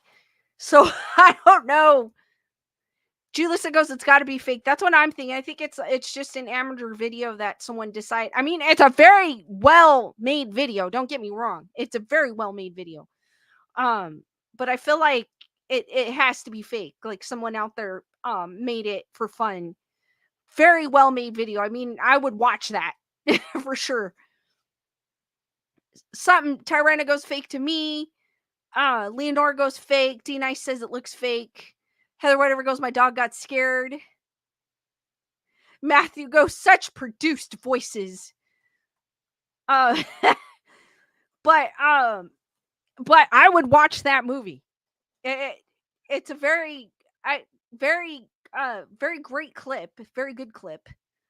But definitely I don't think it's real. Dust even goes, the sounds are off, not real. I mean, I like that VHS look and feel to it, but I just don't believe. When I first saw it, I was like, what the hell is this?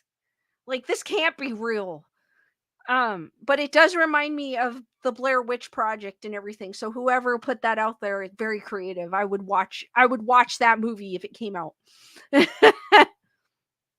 Yeah, Daniel's going like the movie VHS. Yes, I like that movie VHS.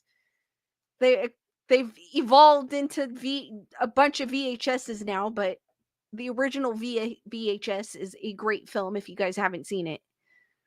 Um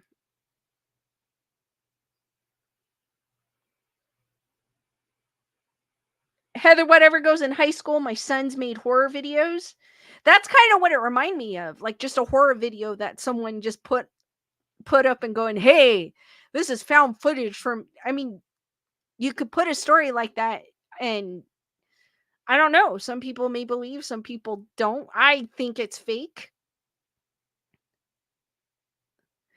Leonardo goes, that's another dun dun dun. Heather whatever goes, homemade. Yes, it definitely is. Very creative. Very creative. A lot of these videos you say you would see like on TikTok and stuff, especially the scary ones. A lot of them are very creative. I give them that. I give them points for being creative. Gunner Girl is talking about Oppenheimer. I have not seen that film yet. I'm looking forward to seeing it too. Julissa goes, yes, they got points for creativity. They did. I would watch that film if it came out to be a film. Who are these crazy oil owl people chasing an unsuspecting park ranger in the middle of the forest? Find out. I watch too many horror films. Too many horror films. But I just thought Elaine shared that with me, and I wanted to share it with y'all because I thought it was a trippy video on Instagram. Tyrana goes, I agree, it's kind of like Blair Witch. It is. That's what it reminds me of, Blair Witch. And then at the end of the movie, the guy's just standing. That freaked me out though. Like just with the guy just standing in the corner looking like he's taking a piss. He does. That's what it looks like to me. And he's just standing in the corner, and then the camera just drops. I haven't seen that movie in so long. Dusty goes, and now back to our regular programming.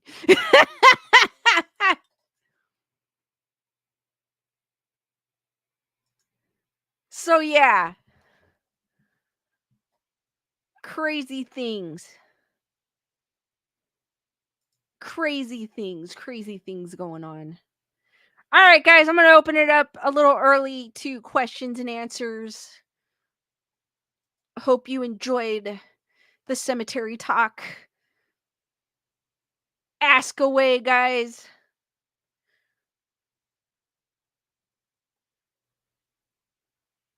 D Nice goes, that's where Blair Witch became a comedy for me. Any suggestions on where you would like me to go?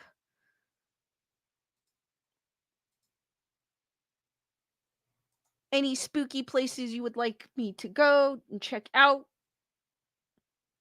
Julissa goes, I enjoyed it very much. Thank you, Lisa. Lisa, you're welcome, Julissa.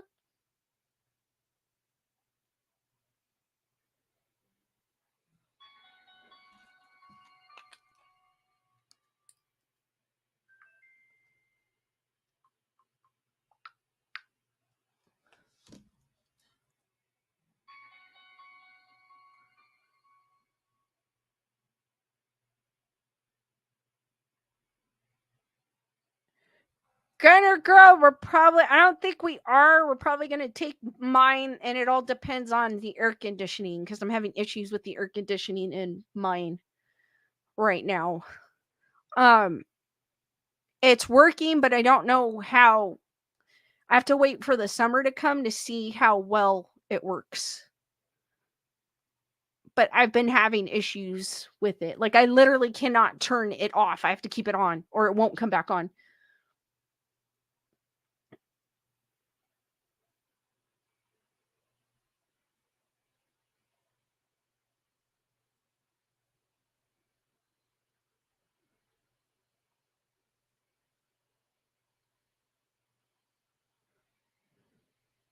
Oh, that's super cool, D nice. That your cousin shares the same birthday as you. That's super cool.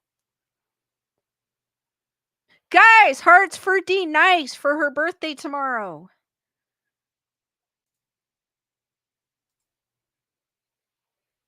Keep the questions going, guys. If there's any place you would like me to go, in California at the moment, or like to see Lewis and I go to, um, I'm up to suggestions. I have some in mind, but I am up to suggestions. Tyranna got sick watching the Blair Witch at the movies. Oh wow. I didn't see it in the movie theaters. I actually saw it when after because I wanted to know what the hype was. Paranormal Activity, the one thing I like about Paranormal Activity is like the panning camera. Like how it panned because you never knew what was going to pop up. That kind of was eerie because you never knew what was going to pop up with Paranormal Activity with when the camera panned. Like I was always looking to see what changed or if something was moving. Daniel goes, let's all go on a vision together. Heather whatever goes, old Sacramento. Gunner Girl's birthday is on the 1st and it's not a joke. D Nice goes, for sure Hollywood forever, even that creepy cemetery smacked in the middle of San Fran. I forgot the name, but huge tombstones. All right, I'm definitely probably going to check out. I've been wanting to go to Hollywood forever.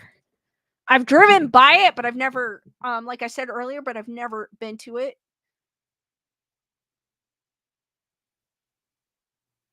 I could do a walkthrough.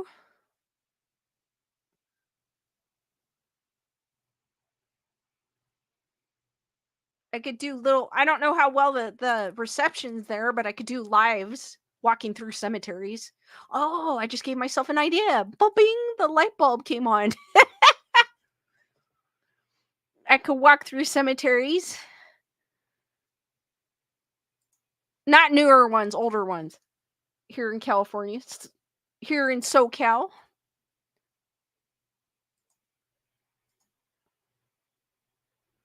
That would be fun.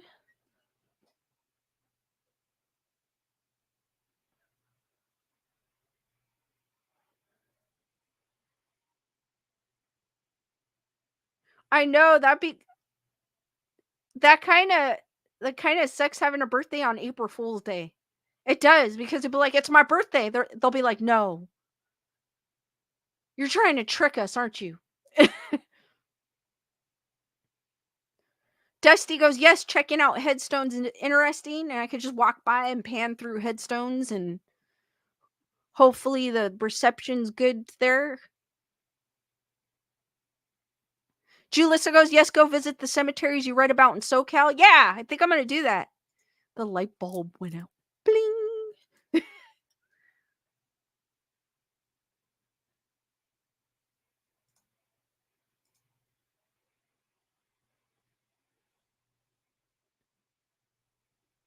And again, if you're new here, don't be scared to say hi. We do not bite.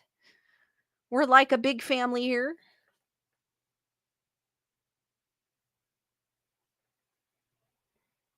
Huge family. Daniel goes, let's go Barbie. Let's go party.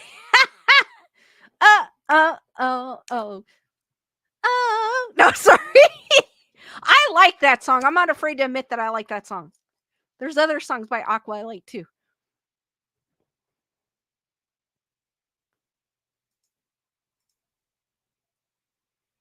I do like that song.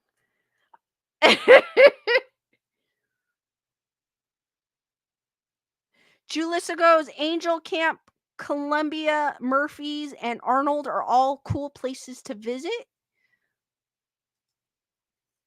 Daniel goes, boo.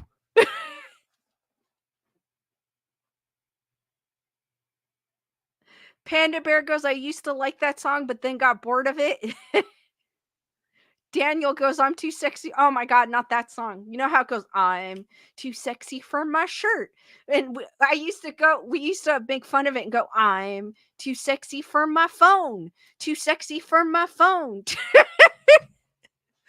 Or I'm too sexy for my headphones. Too sexy for my headphones.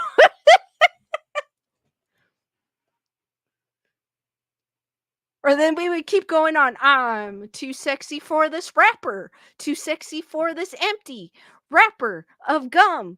Yay.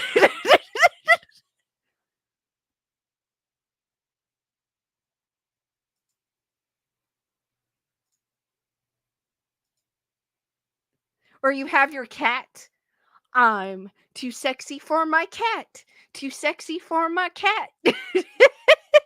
And how's it going?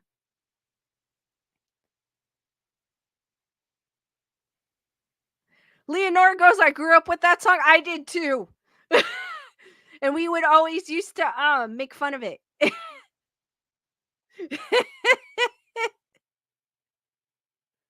All the time. We'd be like, I'm too sexy for this alien. Too sexy for this alien. And we would keep on going. It's a classic. Oh, D Nice used to go, come on, Barbie, let's go potty. Oh.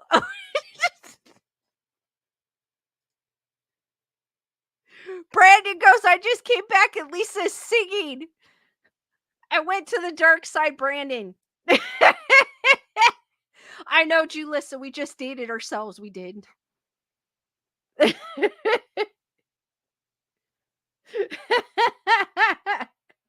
That's all right.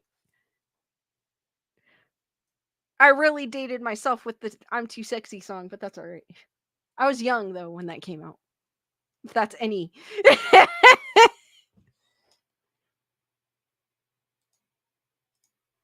Guys, keep the questions going.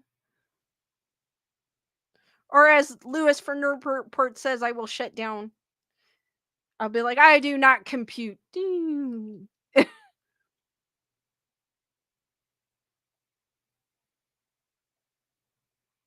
Nice goes, you know what? Turning 34 and damn happy about it. No worries. You're all younger than me. Thank you, D Nice. I appreciate that. Even though it's the other way around, but I appreciate that. Oh my God, Daniel, that Eddie Murphy Party All the Time song. Oh my God. That's a great song. If you guys have not heard that song by Eddie Murphy, Party All the Time. I don't know it like really well, but it's a great song. Cheryl, how's it going? Leonora goes, what do you think of Marky Mark?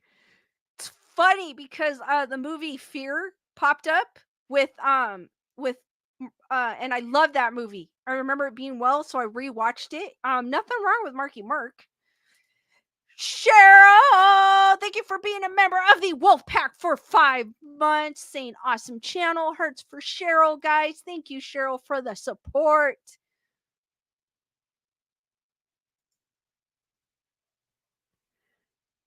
Nothing wrong with Marky Mark. Nothing. Nothing wrong. It's like Donnie Wahlberg, too. The Evolved. They went from music to acting, so hey, why not? That man, what's his name? Mark Wahlberg? Oh my god, like I just came across like his his Instagram account or something, like, cuz sometimes it goes suggested for you and I'm like, why am I getting him? And he pops up. I don't know if that's where I saw it, or if I saw it on a program. Like, he gets up like at 4 in the morning to work out. That man is devoted. He like tries to get his time out of the way so he can spend time with his kids. That's crazy. That's crazy. I cannot get up at 4 in the morning to work out for the life of me. So if I see anyone doing that, I'm like, that's dedication. I cannot. I like to work out, but I cannot get up at the crack of dawn to work out. I have tried.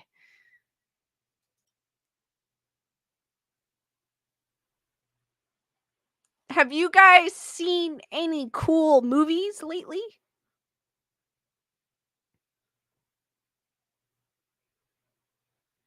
D Nice goes, dude, I get up at 4 a.m. and just look at my ceiling. He's awesome. There's a lot. The Rock does too. And then there's another guy. I don't know his name, but he's he's about the size of the Rock.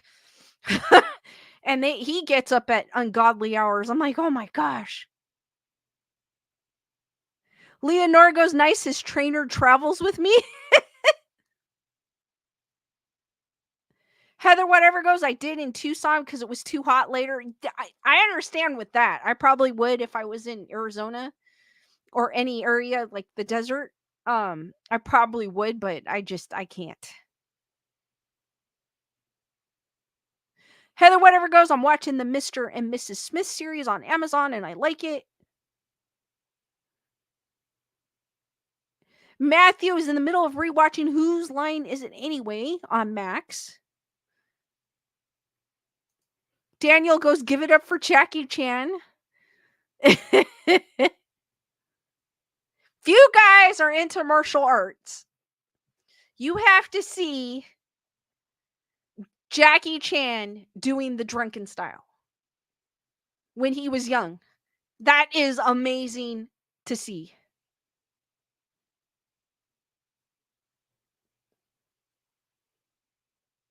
Leonardo trying to watch the Dungeons and Dragons, some characters from old cartoons from the 80s.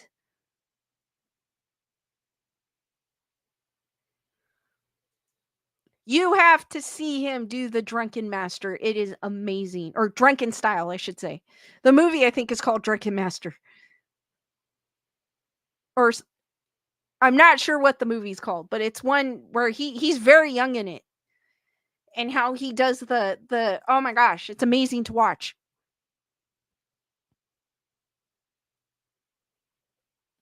I remember I had to get up at the 3 a.m. um to get to work, and I cannot do it. Not anymore. Tirana watched It's Alive. What did you think of It's Alive, Tirana?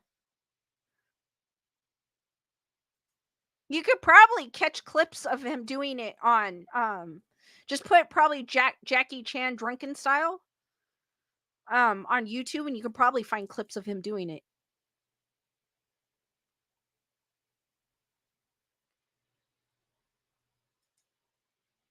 I have been watching, what have I been watching? I've been watching random things on YouTube. I watched how, the Rickroll, or the song Never Gonna Give You Up by Rick Ashley. I watched a little documentary about how that came about.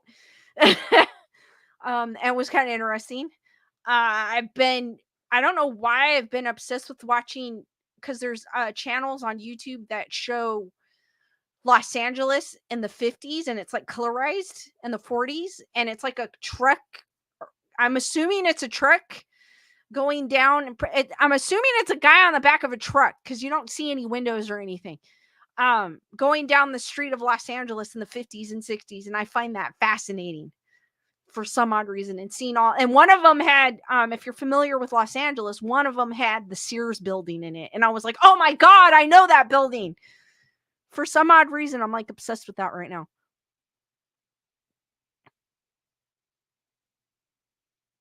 Matthew is saying all It's Alive 3, It's Alive is on Blu-ray. I need to see the second one, but I have not found it on streaming yet. Where you have to pay for it, because the only way I found it is where you have to pay for it, where you don't have to pay for it, I should say. Tyranna talking about It's Alive. It was not too bad. Yeah, yes, Tyranna. I thought the baby was cool too. I want the baby now. I was like, oh, I felt bad for the baby. I really did. It's Alive. If you guys want to catch it, it is on YouTube for free, and it's also, I think it's on Netflix, but it's leaving Netflix. Heather, whatever goes, my parents met at an art school in LA in the 50s. Oh, that's cool. I'm looking for It's Alive too. So that's on my list to watch. I do want to check out because Bernadette had recommended that Nicolas Cage movie that reminded her of Five Nights at Freddy. That's better than Five Nights at Freddy. That's on my list.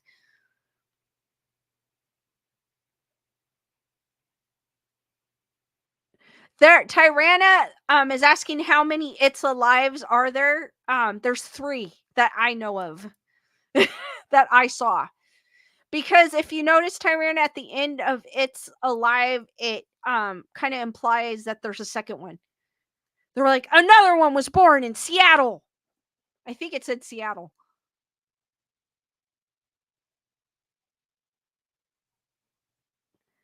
Leonard goes, in the end of The Thing, who was possessed in the end? You know what, Leonard? I have not seen The Thing in a long time, and I saw like someone talking about it, and I was like, oh, I got to revisit that film. I haven't seen it in a very long time.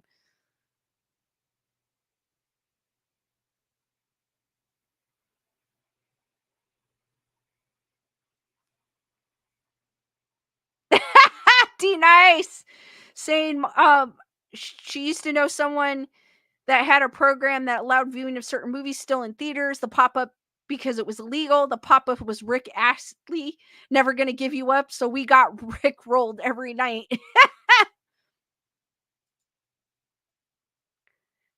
It was a kind of an interesting documentary because it was like um he kind of left it because he was like he liked the music, but the way it was taking him was away from it, so he quit kind of.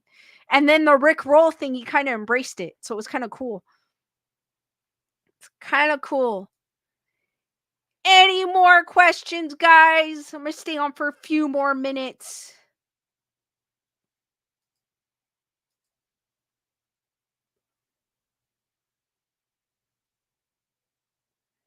Few more minutes. And guys, just a reminder, make sure that you are subscribed. Triple check, because YouTube likes to be pesky.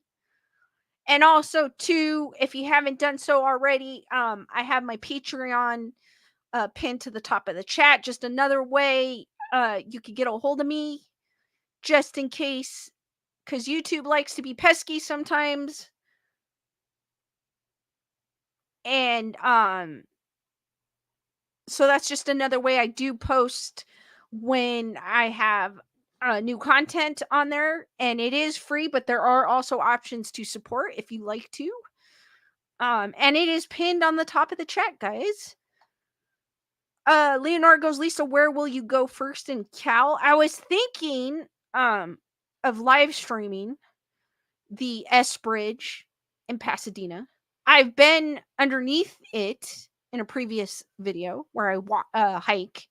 So if you guys haven't seen that, check my previous videos. I do hike underneath it and talk about the history of the bridge. But I do kind of want to go back and kind of take a stroll on top, because I think I've driven across it once, but I've never actually walked on top of it. So I think I want to do that when I'm out in that direction, because it is kind of it's kind of far from me because of traffic. So when I do go out in that direction, I want to go um and check that out. But if I do any, I'm probably going to post first on my Patreon. So if you guys have not joined, um the link is pinned to the top of the chat. Guys, skeleton duck, I put it in an easy spot because this view you really can't see much. Skeleton duck is right above my head.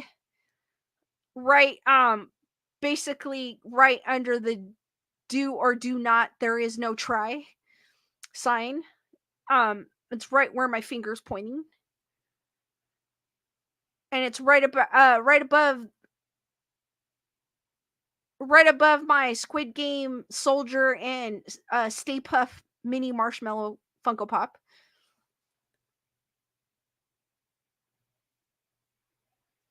So if I'm in the area, I plan on going that way, but usually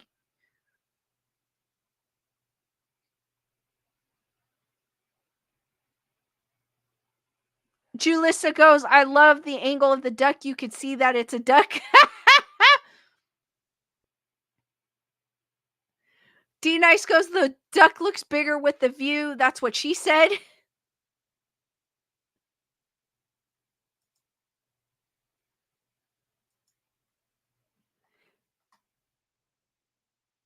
Matthew's like nerd respork.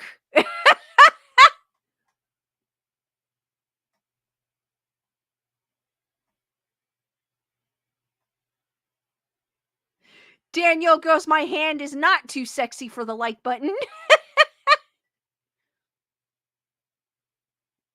Dusty is asking, is Skeleduck gonna stay above me? I'm probably gonna move him around in the general area that you can see. I'm gonna get creative. D Nice goes, this was so much fun, Lisa. Thank you, D Nice. I appreciate that. All right, guys, I'm gonna end this stream here. Keep an eye on my socials, and I will see you guys on the next one. Thank you for joining me. Thank you for supporting me. For those, or for everyone in the chat. Um, if you're new here, feel free to say hi and comment. And Julissa, I'm trying something new. So she's asking, are we ever going to go back to horizontal view? I'm trying something new. So I may do some videos in horizontal view and do some videos this way, just to go back and forth. But I'm trying something new. But Marcella, what is up? But thank you guys for joining me, and I will see you on the next one. Stay spooky, sweet nightmares, and good night, guys. Thanks again. You guys are awesome. Good night, guys.